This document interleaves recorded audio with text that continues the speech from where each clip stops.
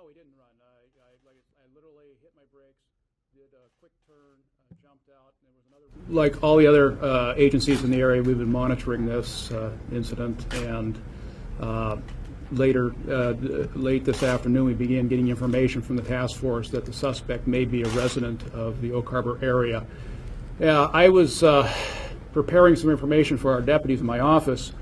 I pulled up his photo we had of him and some other information, and as I was doing that, I overheard our scanner that the Oak Harbor Police Department had spotted the possible suspect car about half a mile south of my office.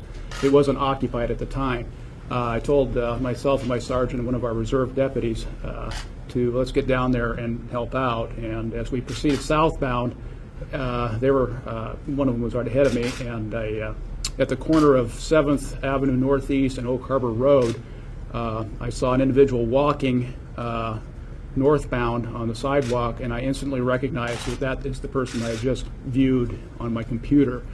I did an abrupt U-turn, hit my lights, pulled my gun, and myself and Reserve Deputy Eric Grombaugh took the individual into custody. He said nothing. He was just kind of zombie-like, about the best I can describe for him. He did not have a weapon with him. He had a satchel, leather satchel, appeared to be a computer inside the bag. Moments later, Oak Harbor Police Department and detectives from Mount Vernon PD arrived on scene, and they took him into custody from there. At this point in time, it appears that the rifle may have been brought in from the vehicle that was there.